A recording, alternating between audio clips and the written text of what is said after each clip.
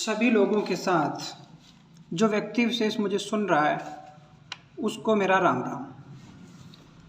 मैं गणेश राम जाजुंदा हटूपरा से, और मैं आपके सामने इसलिए आया हूँ कि खाकी कलर कलम के साथ और जन जागरूकता अभियान, इसके तहत एमएसपी को लेके, किसानों की समस्याओं को लेके, खरीद और उसके पैसों के भुगतान को लेके जब भी मुझे सहायता करने का या मेरी खुद की समस्याओं को समाधान के लिए, तो मैं निष्पक्ष, बिना भ्रष्टाचार के, बिना करप्शन के और बिना किसी की चापलूसी के, भले उसमें टाइम लगा हो, मैंने वो काम किए। और मैं अपने आप को दोनों कामों में पूर्ण सफल मानता हूँ, क्योंकि मैं कहीं पे भी उनमें अटका नहीं हूँ। और जिन भाइयों ने मुझे याद किया उनके काम भी, एक भी ऐसा कोई व्यक्ति नहीं है जिसने मुझे याद किया और उसका काम हुआ नहीं हो। तो मैं अपने आप को सफल मान रहा था, और इसी उत्साह को आगे बढ़ाते हुए मैंने एक काम और शुरू किया, जन जागरूकता अभियान का। और उसमें एक नया स्टेप मैंने क्या लिया कि एक कुछ ऐसा करते हैं जो सुधार हो या ना हो, लेकिन हम एक जागरूकता के साथ आगे बढ़ें, ताकि सब लोग इसमें साथ आएंगे और धीरे धीरे ये जागरूकता होगी तो एक विचार बनेगा, और वो विचार ताकत के रूप में बन के काम करेगा। तो शायद हो सकता है मैं अकेला नहीं रहूँगा, मेरे साथ लोग आए नहीं आए, लेकिन उस विचार के साथ लोग आएंगे। और इसी कड़ी में मैंने एक काम किया था, जो अभी पहले सांसद थे और अभी हमारे राज्य सरकार में मंत्री है, डॉक्टर किरोड़ी लाल मीणा, जो सांसद थे पहले और अभी मंत्री है। इनको मैंने ये लेटर लिखा था, और इसमें सरकारी योजनाओं के बारे में, प्रशासन के बारे में, राजस्व विभाग के बारे में और करप्शन के बारे में किस तरह से सुधार हो, और क्या हमने मैंने डिमांड रखी थी, वो इसमें मैंने लिखित में 5 पॉइंटों में दिया था। और इस पर उस समय क्या हुआ, उन्होंने क्या किया है, वो तो मुझे नहीं मालूम, क्योंकि अभी इसका फीडबैक मैंने जहाँ संपर्क कर पाया हूँ मुझे मिला नहीं है। लेकिन अभी वो मंत्री बने हैं तो मैं मिलूँगा उनसे। ये मैं आपको इसलिए बता रहा हूँ कि इसी सुधार की कड़ी में, बोलते हैं ना कि परिस्थितियाँ जो है वो आपके सामने आके खड़ी हो जाती है। तो मैं जिन सुधारों की बात कर रहा था, वो सब दिक्कतें, वो सब समस्याएं मेरे साथ, खुद के साथ घटित हो गई। दुर्घटना जिसे कहते हैं कि कब क्या हो जाएगा, हम कल किसने देखा, सेम वही चीज़ हुई। और एक छोटी सी बात को लेके रास्ते की लड़ाई हमारे परिवार में हो गई। उस रास्ते की लड़ाई में किस तरह से हुई, क्या हुई, उसके बारे में मैंने पहले आपको बताया।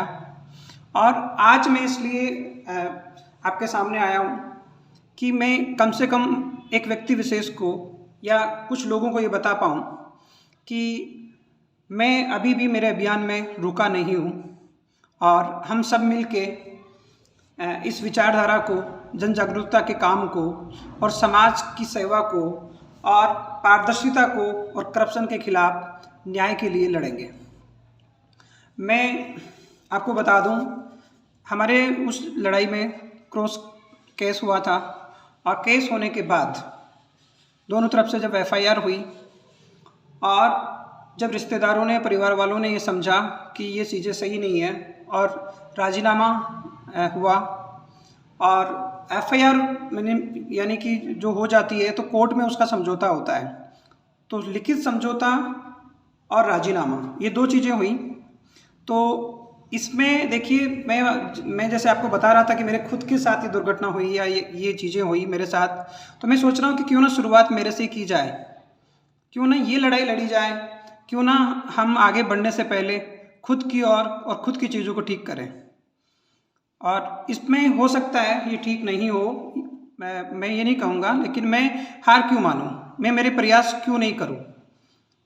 तो मैं आपको बताना चाह रहा हूँ, ये सामने जो स्क्रीन है, इस पे यहाँ पे हमारा मकान है, और ये जो लड़ाई हुई थी यहाँ पे हुई थी। इसके बाद एफआईआर हुई, राजीनामा हुआ, लेकिन अब इसके आगे हो क्या रहा है, अभी भी हमारा वो केस ख़त्म नहीं हुआ है। वो पक्ष भी और हम भी जमानत पे हैं। और जो राजीनामा हुआ था वो उसके खिलाफ था। मैंने इसके बारे में पहले भी बताया है, मैं उसके पूर्ण रूप से खिलाफ था, क्योंकि उसमें कुलनाशी, सौघातक यानी अपनों को घात करने वाला, और एक तरह से कहना कि एक मर्डर किलर जैसा काम करने वाला व्यक्ति है ना, जो होता ना कि एक तो जिंदा हूँ पर जिंदगी नहीं है उसमें, है ना। सेम उसी धारणा में निशाना खुद का, खंदा किसी और का, इस तरह से यूज करने वाली विचारधारा का कुलनाशी व्यक्ति जो था, जिसकी बारे में मैं आपको ऐसा लग रहा होगा कि ऐसे शब्द यूज हो रहे हैं, ऐसा कुछ हो रहा है, लेकिन मैं इनको कुछ तरह से मैं प्रूव करना चाह रहा हूँ ताकि हम सही वे में चीज़ों को समझ पाएँ कि ये कितनी गलत है और कितनी सही है। तो पहला जो चीज़ है मैं आपको बता दूँ, ये जो ज़मीन है, और इसके साथ में मैं थोड़ा सा आपको फीडबैक में लेके जाता हूँ। एक हमारी वंशावली है, और इस वंशावली में आप देखिए, हमारे हटूबरा गांव में पहला जो व्यक्ति था जाजूदा परिवार का, उसका नाम था सुआ। सुआ के बाद में बक्सा, कामड़, गंगू, उद्दा, चिमना और छोटू। इसमें 3 जो व्यक्ति है, जो पूर्वज है, वो जाजुंदों की ढाणी साकून के पास में है, वहाँ चले गए और कुछ बचपन में या युवावस्था में मतलब फोत हो गए, यानी इस दुनिया से चले गए। और एक व्यक्ति है बक्सा, इसके 4 बेटे थे, मांगीलाल, लादू, बोदू और रुग्गा। मैं आपको बता दूं, मांगीलाल, लादू, बोदू और रुग्गा ये हटूपरा में है। और ये जो कामड़ था, इसकी थोड़ी एज हो चुकी थी, और इसका नाम उस समय जो शुरुआती पर्चे आए थे देश आज़ाद होने के बाद, उसमें इनका नाम था और इनके नाम जमीन भी आई थी। तो हुआ यूं कि जब बाकी के जितने भी पर्चे और ज़मीन के वो आए हैं, वो बाद में आए हैं। शुरुआत में जो आए थे वो आसपास की ज़मीन थी, जो मैंने आपको पहले बताया था। और इसके अलावा एक बड़ा बंदा जो साकून के पास में बंदा, वहाँ तक की ज़मीन थी। बाकी हमारे परिवार की जितनी भी काकड़ ज़मीन है, उसके पर्चे नहीं आए हुए थे। तो मैं आपको बताऊं कि लड़ाई की जो असली वजह है, जो ये रुग्गा का जो परिवार है, ये शुरू से ही कुलगाती, कुलनाशी और सब अपने मतलब खुद के सगे भाइयों का भी नहीं रहा। इसने शुरू से ही सगे भाइयों के साथ दगे की राजनीति और लूट कसोट वाले काम किए हैं। अब इसको कुछ इस तरीके से मैं आपको प्रूव करना चाहूँगा कि देखिए, रुग्गा के 2 पुत्र हुए, भागीरथ और पोखर, और बोधू के हुए रत्ना और केसरा, और लादू के बेटी थी, बेटा नहीं था। तो ये भेरू गोद आए विक्रम संवत 2029 में। तो भेरू के ये पाक बंधाई गई इनकी, और मांगीलाल इसके पुत्र थे भेरू, तो इसके गोद आ गई लादू। यानी कि ये जो बक्सा के 4 बेटे थे, इनकी संपत्ति या इनके वंश में 2 हिस्सा मांगीलाल और लादू एक हो गया, बोधू और रुग्गा ये एक हो गया। लेकिन इसमें बोधू और भेरू यानी रत्ना, केसरा और भेरू ये एक साथ रहते थे, इनके थोड़ा मेल मिलाप था। और रुग्गा के जो बेटे थे भागीरथ और पोखर, ये थोड़ा अलग थे। तो इन दोनों में क्या हुआ कि ये शुरू से ही कुल गाती रहे हैं। और वो किस तरह से, मैं एक छोटा सा मतलब एग्जाम्पल से समझाऊंगा। हमारी जो ये पहले का जो नक्शा है, हम इस पे चलते हैं। यहाँ की जो ज़मीन है, इसमें जो 4 हिस्से होने चाहिए थे, तो एक हिस्सा जो आपको मैं बता दूं कि ये जो बोधू है, इसको एक हमारे पूर्वज था, उसकी ज़मीन गोदनामे के हिसाब से एक कुआं और ये खेत, ये 2 खेत इनको यहाँ पे दे दिए गए, और 3 हिस्से की ज़मीन यहाँ पे रख ली गई। यानी कि 3 हिस्से का मतलब हो गया उस समय के हिसाब से मांगीलाल, लादू और रुग्गा की ज़मीन। लेकिन जब लादू की ज़मीन और लादू का जो सभी क्रियाक्रम, जो 12वां होता है या जो भी पगड़ी की रस्म होती है, वो भेरू के साथ हो गई, तो ये पूरा हिस्सा यहाँ आना था, लेकिन इनकी नीति यहाँ भागीरथ की नीति और रुग्गा यानी इनके पिता की नीति यहाँ पे खोटी हो जाती है। यानी ये यहाँ पे घात खेलना शुरू करते हैं और ये घात ऑटोमेटिकली बोधू के पुत्रों के साथ हो गया, रत्ना और केसरा के साथ हो गया। किस तरह से हुआ कि जब इनको दिया गया तो चौथा हिस्सा दिया गया यहाँ पे ज़मीन में, और ये 3 हिस्सा जो बाकी का था, ये 3 हिस्सा जो यहाँ पे रहा, इसमें ये 1/2 पे आ गए। जबकि इनको मतलब जो हिस्सा था वो 2 हिस्से में, यानी भेरू जो था वो मांगीलाल और लादू इन दोनों के हिस्से में था, बट नहीं हुआ। यानी 3 में से 2 हिस्सा और 3 में से 1 इस तरह से होना चाहिए, यानी 1/3 और 2/3 ये हिस्सा यहाँ पे होना चाहिए था, बट ऐसा नहीं हुआ। और इन लोगों ने ये घात खेला, और इस घात में देखिए यहाँ पे क्या होता है, पोखर यहाँ पे कट हो जाता है और भागीरथ जो है वो इस जमीन को हथिया लेता है। हथियाता कैसे है इसका मैं आपको एक प्रूफ दिखाता हूँ कि मेरे पास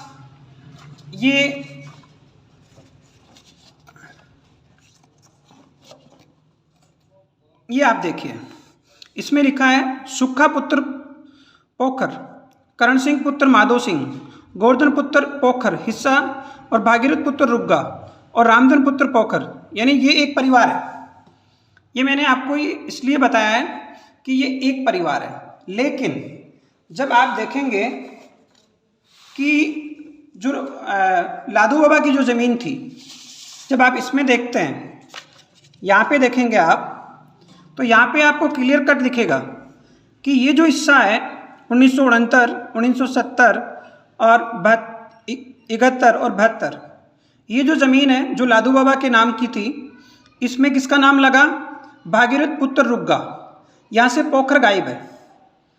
तो इससे ये क्लियर हो गया कि ये जो ज़मीन है ये लादू बाबा की ज़मीन भागीरथ के नाम हो गई यहाँ से। और ये ऐसा इसलिए हुआ था कि ये 1/2 क्योंकि इसमें मेरे चारों पिताजी और के नाम यानी भेरू के बेटों के नाम है, तो इसका मतलब 1/2 हुई। और इसकी वजह थी कि जब ये भागीरथ ने कुलगाथी काम किया, यानी इसके पिता ने कुलगाथी काम किया और कुलनाशी जब हुआ वो, तो उसके साथ जब रिश्तेदार आए, गांव वाले आए, तो उन्होंने बोला कि ये तो सरासर गलत है। तो उस समय ज़मीन की इतनी वैल्यू नहीं थी, रिश्तों की वैल्यू को समझते हुए बोले कि इनके औलाद ज़्यादा है, उनके बेटे ज़्यादा है, और कैसे भी करके इस मसले को हल किया जाए। तो ये जो ज़मीन है इसको 1/2 कर दिया जाए। भाई तो इनका भी था, और नुक्ता और पगड़ी इधर हुई है, मानते हैं, लेकिन ये नहीं मानेंगे ऐसे। और कुल मिला के एक मतलब संतुष्ट, मतलब ज़बरदस्ती संतुष्ट वाली बात हो गई वो। और पहले इस बात को मानते थे कि जो बोल गए पंच लोग या रिश्तेदार उसको फाइनल करते हैं, और इसको 1/2 कर दिया। अब एक नई चीज़ यहाँ पे मैं आपको बता दूँ, जब ये 1/2 हुई तो ये कुछ साइन है, ये ज़मीन और ये कुछ साइन है जिसमें भेरू, रत्ना, केसरा, भागीरथ और रुग्गा ये सहमति बनी। और ये सहमति कब बनी, 15/10/77 यानी 15/10/1977 को। और ये सहमति बनी और बोला गया कि आपको यहाँ पे राजी रहना है। लेकिन घात देखिए, तब तक पोखर के बेटों को भी पता नहीं था कि ये ज़मीन हमारे हिस्से में है कि नहीं। वो खुश थे, लेकिन अब जब पता चला है, अब वो मतलब उनकी वो जाने क्या हाल है उनके और क्या कर रहे हैं वो। मेरे परिवार को, मेरे रिश्तेदारों को, गांव वालों को सबको पता है क्या हो रहा है परिवार में इस समय। तो मैं आपको बता दूं, इसके बाद और एक नई चाल इस भागीरथ के पुत्र लालाराम ने की। इससे पहले मैं आपको बता दूं कि हमारे एक भेरू भूरियाडंड नाम से ज़मीन है, उसका पर्चा आया था। ये जो डेट है 15/10/1977, इसके बाद आया था वो। और इस डेट के बाद जब आया है, इसका मतलब वो ज़मीन जिसका पर्चा है उसी की है। लेकिन इस परिवार ने ये कहा कि नहीं, वो हम भी उसमें शामिल है, क्योंकि हम भी आपके ही हैं, हम भी परिवार में ही हैं, हम दूसरे थोड़ी है। तो इस तरह से उसमें शामिल हुए और एक झांसा दिया गया, क्योंकि उस समय जब पहले पता नहीं चलता था कि किसकी ज़मीन कितनी नाम है और किस तरह से है और कहाँ कहाँ पर्चा आया है। तो बाकी की जो ज़मीन थी लगभग 20 बीघा ज़मीन लादू बाबा के और भी नाम थी इस ज़मीन के अलावा। ये जो ज़मीन है जो गांव के पास की है इसके अलावा थी, तो उसका नामांतरण होना था। तो बोले कि हमें अगर बुराडंड की जगह नाड़ी की ज़मीन देते हैं तो ऐसा हो जाएगा, हम आपके नाम करा देंगे। लेकिन इन कुलनाशियों ने, इन सौघातियों ने ऐसा नहीं किया और फिर विवाद हुआ। और लास्ट में जो मैं आपको बता दूं, एक इन्होंने क्या किया, एक ज़मीन है इस लालाराम और इसके परिवार ने, और वो ज़मीन क्या है कि ये पास की ज़मीन है। इस पेपर में आप देखेंगे तो यहाँ पे जो ज़मीन है ये 2019, 20, 21, 22 इसमें यहाँ पे आप थोड़ा क्लियर कम है, यहाँ पे आप देखेंगे तो सोनिया कृष्णा पिता गोपाल, हनुमान लक्ष्मण, गोगा पिता छोटू जाट, और यहाँ पे देखिए आप कामड़ पुत्र अर्जुन और रुगा पुत्र बोधू 1/2 कोम जाट। और ये ज़मीन और ये इसकी डिटेल है देखो और भी, और साथ में ये वकील की नोटेरी है, लाइसेंस संख्या है, आवेदक का नाम है उनका और डेट है और फिर उनका साइन है, और साथ में यहाँ पे पटवारी का है। ये 27/8/2007 की बात है। तो यानी कि ये ज़मीन यहाँ पे बोधू के पुत्रों के भी नाम थी और फिर बाद में इसको इस परिवार ने हथिया लिया, अपने नाम कर लिया। तो इस तरह से ये परिवार घात पे घात, घात पे घात करता आया। और एक नई चीज़ और बताऊं मैं आपको, इसका नया घात क्या है। एक ये यहाँ पे ये जो चारों मतलब अब हमारी लड़ाई होने के बाद, लड़ाई रास्ते को लेके थी, लेकिन ये लड़ाई में जबरन कि ऐसे नहीं मानेंगे और मेरे पापा समझौता चाह रहे थे। तो ऐसे में उनके सामने एक शर्त रखी गई और इस शर्त को मानना चाह रहे थे मेरे परिवार वाले।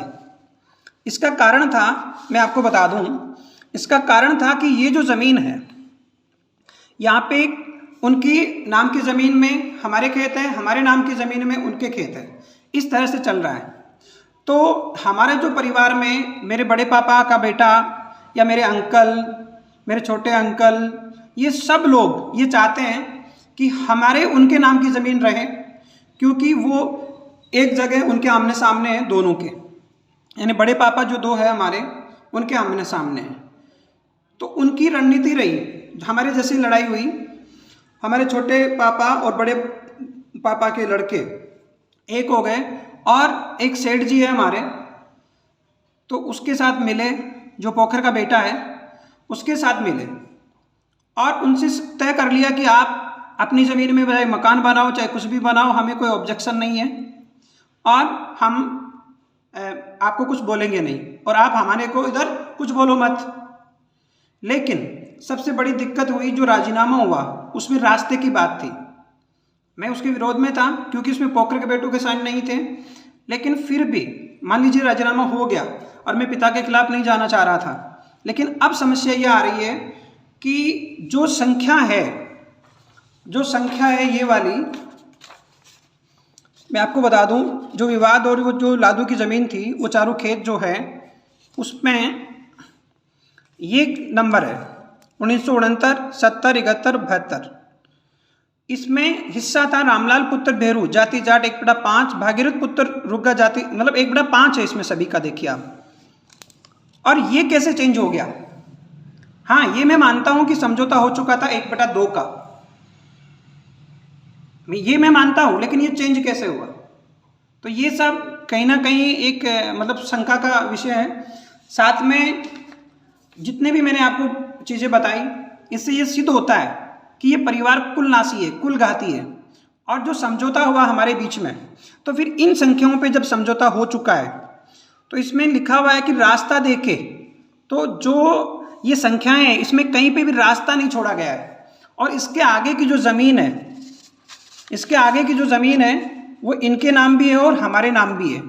मैं बात कर रहा हूँ जब यहाँ पे रास्ता नहीं छोड़ा गया है, ये जो हमारा मकान है इसके सामने आबादी है, आबादी में रास्ता है, उसके बाद में फिर खातेदारी में रास्ता जा रहा है और ये रास्ता मेरे यहाँ पे मेरा खेत है।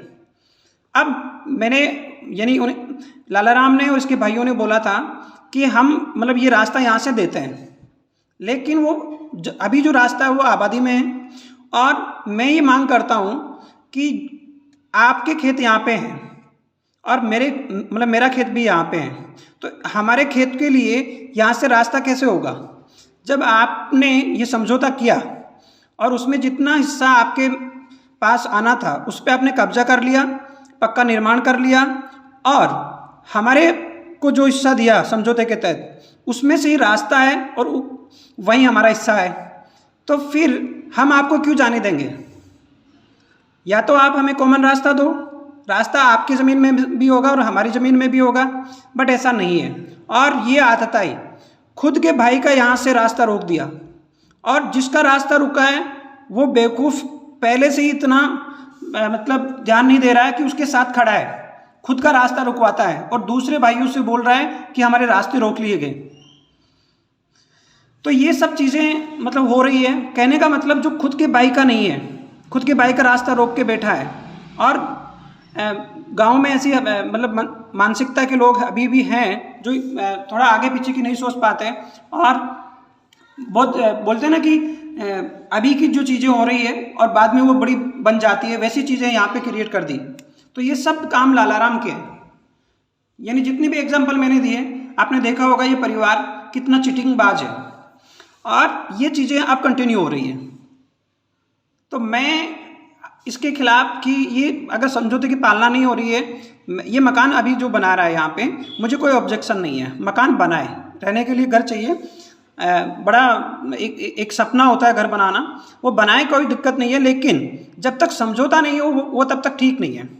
तो इसको लेके जब हमारी अभी लास्ट तारीख पड़ी थी तो मैंने बोला था पापा से कि इसको रुकवाया जाए कि जब तक समझौता नहीं होता आप वहाँ बनाए, वहाँ समझौते में अगर आप मतलब सहमति बनी है तो वहाँ तकासनामा आपका हो जाए और जहाँ पे हमारे लिए सहमति बनी है वहाँ पे तकासनामा हमारा हो जाए, लेकिन ये दोनों काम रास्ता छोड़ के हो।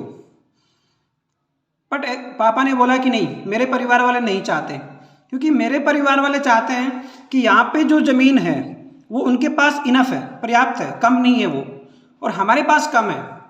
तो ये देख रहे हैं कि अगर भाई बंटवारा नहीं होता है, सही सही तकासनामे नहीं होते हैं, तो हमें कोई हिलाने वाला नहीं है और वो भी सोच रहे हैं हमें कोई हिलाने वाला नहीं है। और इस तरह से इस बंदरबाट की राजनीति में उनके कुछ भाइयों को नुकसान है और हमारे को यहाँ पे नुकसान है। तो कोई भी इस तरह से नहीं सोच रहा कि सबको ठीक ठीक मिल जाए, कोई ज़्यादा लेना नहीं चाहता लेकिन बराबर करना नहीं चाहते। ये एक गंदी मानसिकता की वजह से पूरे परिवार में एक कलह का माहौल है और ये कलह इतनी ज़्यादा हो रही है कि उनके परिवार में तो एक जगह बैठते तक नहीं है, सुबह सुबह कामों में दिक्कतें हो रही है। तो ये एक सही सामाजिकता के लिए मतलब एक बोलूँ कि ये लालाराम जो है ये समाज कंटक हो गया, ये कुल नासी हो गया, ये रिश्तेदारों को काटने जैसा हो गया। ये मतलब एक तरह से कहे कि ये शायद कुल का ब्लड भी है कि नहीं, क्योंकि जो कुल का ब्लड होता है वो शायद इतनी घिनौनी हरकतें नहीं करता। अगर मेरी बात में जैसे आपको लगता है कि मैं किसी का हक छीनना चाह रहा हूँ तो आप मुझे बता सकते हैं कि इस तरह से देखो हक छीना जा रहा है, मैं उसको छोड़ने के लिए तैयार हूँ, मुझे ज़्यादा नहीं चाहिए, लेकिन रास्ता तो चाहिए ना। अगर बिना रास्ता दिए अगर आप तकासनामे की बात करते हो या भाई बंटवारे की बात करते हो, समझौता करते हो और उसमें रास्ते की बात करते हो, रास्ता देते नहीं हो, तो ये कहाँ से सही होगा? और फिर आप अपना काम कर रहे हो, समझौता किया और आप अटेंड नहीं होते हो, कोर्ट में मतलब अटेंडेंस नहीं हुई, जिनका मेडिकल हुआ था उनकी अटेंडेंस होनी थी वो नहीं हुई। तो ये सब बातें जब हुई और मैंने पापा से बात की तो उन्होंने क्लियर कट बोला कि नहीं, किसी का मकान बन रहा है तो हमें रोकना नहीं है। मैं मानता हूँ और मैं उनके खिलाफ भी नहीं जा रहा, पहले भी समझौता हुआ तब भी खूब मना किया था, नहीं माने, मैं नहीं गया, क्योंकि मेरे जो पापा के तीनों भाई है वो ये चाहते हैं कि ये सब चीज़ें हैं ना ऐसे ही हो, क्योंकि इसमें उनका फ़ायदा है। वो जिस सोच के साथ मतलब परिवार को देखना चाहते हैं या फिर जिस तरह की उनकी सोच है वो उसमें बैठता है और वही सोच लालाराम की है। तो इसमें कुछ लोगों को, उनके परिवार को, और कुछ लोगों को यानी हमारे को नुकसान हो रहा है, और हमारी जो गुडविल है, जो हम जिस तरह की ज़िंदगी जीना चाहते हैं, उस पर असर पड़ रहा है। इसलिए मैंने सोचा कि क्यों ना मैं अब कुछ ऐसा करूं, और इसको कैसे हम पेंडिंग डाल सकते हैं, ये तो ठीक नहीं रहेगा। इसलिए मैं कोशिश करूंगा अब, और इस तरह से कोशिश रहेगी मेरी कि ना तो मैं किसी के सपनों को चूर होते हुए देखना चाहता हूँ, ना किसी को दुखी करना चाहता हूँ, मेरा कोई इंटेंट ऐसा नहीं है, ना मैं मेरे पिता के खिलाफ जाना चाहता हूँ। और एक सही बात मैं यहाँ पे रखना चाह रहा हूँ कि मेरे को रास्ता मिले, और जो भाई बंटवारा है वो तकाशनामा, वो जहाँ पे वो कब्जा किया है, बाउंड्रियाँ की है, पक्का निर्माण किया, वहाँ पे वो रख ले। जहाँ खाली जगह है, जहाँ हमें दिया है, वहाँ पे हमें दे दे, लेकिन रास्ता दे के ये बात हो। तो मेरा बात से अगर कोई भाई या कोई परिवार वाला सहमत है तो उसको थैंक्स, और जो सहमत नहीं है, मैं चाहूँगा कि मेरा पूर्ण जो कोशिश है मैं करूँ, और अगर मैं सक्सेस होता हूँ तो थैंक्स गॉड, नहीं होता हूँ तो भी थैंक्स गॉड। थैंक यू भाई।